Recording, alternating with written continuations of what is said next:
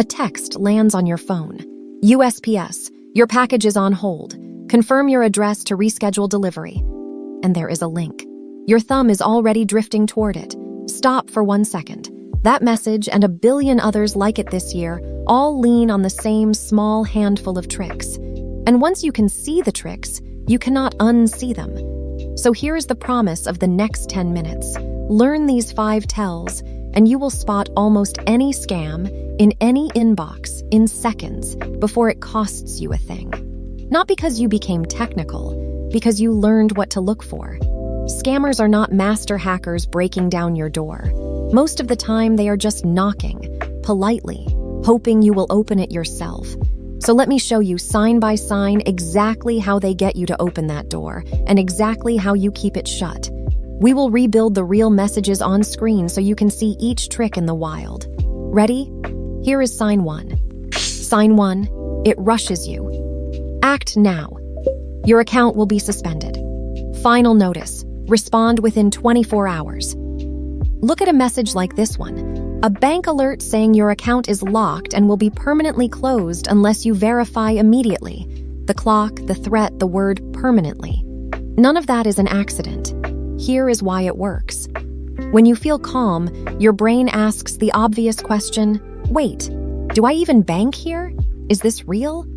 But urgency floods you with a little jolt of stress, and stress quietly switches off that careful, questioning part of your mind. You stop thinking, and you start reacting. That is the entire goal. A scammer does not need you to be foolish. They just need you to be in a hurry.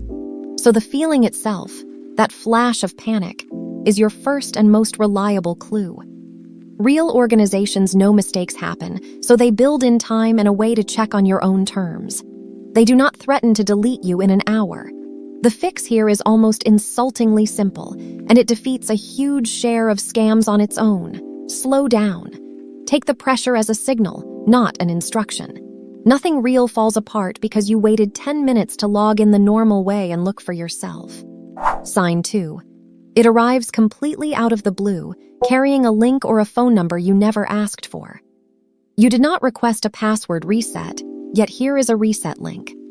You are not expecting a delivery, yet here is a tracking link and a small customs fee to pay. You never called support, yet here is a number begging you to call it back. This is the beating heart of phishing. The whole game is to get you to click or to call on their link, on their phone line, on infrastructure they control. Think about that delivery text asking for a tiny fee to release your parcel. The amount is small on purpose, just $1.99, because a small, reasonable-sounding number slips past your defenses far more easily than a big, scary one. But the tell is sitting right there. You did not order anything. The honest rule for all of it is this. Do not use the link or the number inside the message. If you genuinely think your bank or the delivery company or your email provider might need you, close the message entirely and reach them the way you already trust. The app you installed yourself, the number printed on the back of your card, the website you type by hand. The message desperately wants to be your only door in. Refuse to walk through that door, go around to the front entrance you already know, and the vast majority of scams simply die right there, with nothing to grab onto. Sign 3. Look closely and the sender is almost right. Almost. This is where scammers live, in the tiny gap between what you glance at and what is actually there. The display name says your bank, but the real email address behind it is a jumble of random characters or a look-alike with one letter quietly swapped. The web page they send you to looks flawless, a perfect copy, but the address at the top is not quite the real one.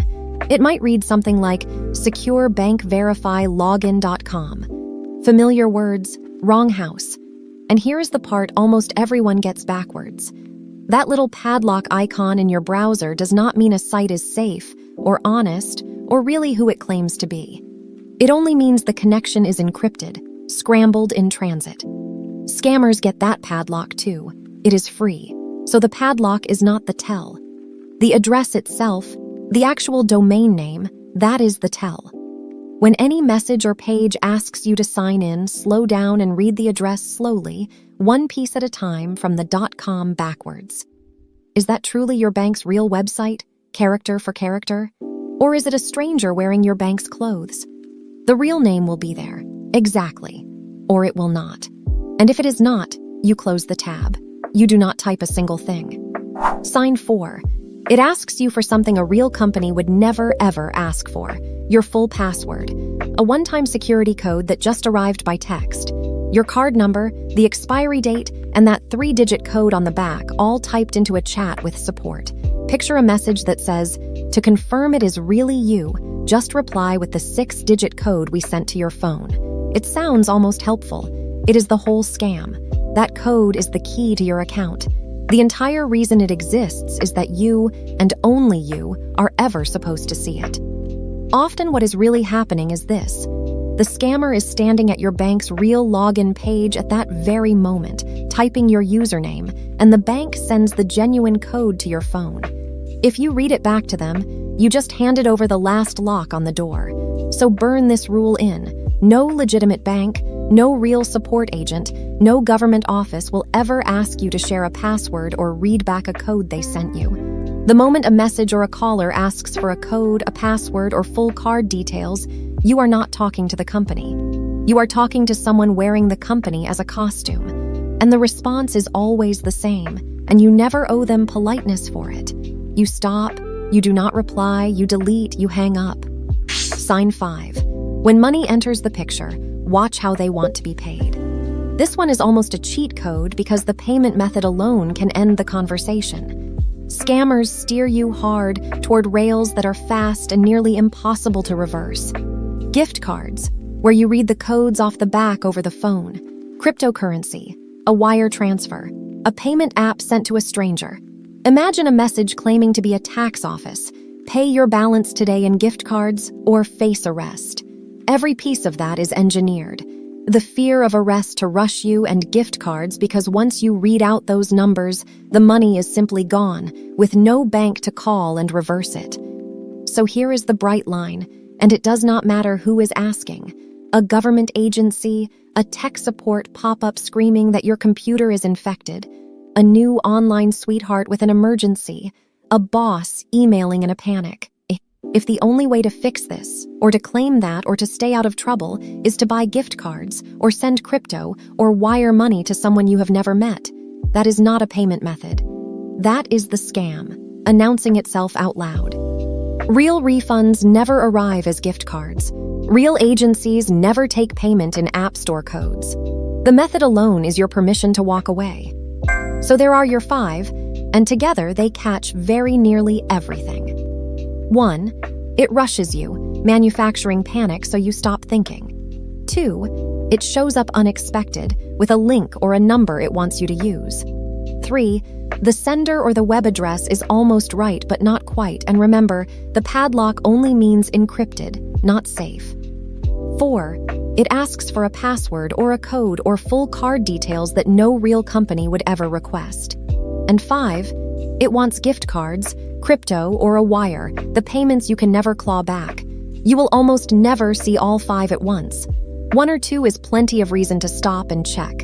And checking truly costs you nothing. Close the message, go to the company the way you already trust, and ask them directly. Notice the thread running through all 5.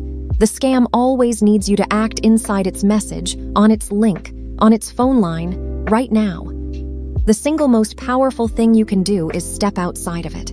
The moment you do, the whole thing falls apart because it was never real to begin with. None of this requires being an expert. It just requires a pause and these 5 quiet questions. If this made the next sketchy text a little easier to call, consider subscribing, because that is exactly what this channel is for. The digital world, explained in plain English, so you and the people you love can stay a step ahead of the people trying to trick you. And if you do one thing today, do this. Forward this to someone you care about who would have tapped that link. It might save them a very bad afternoon. Stay sharp out there.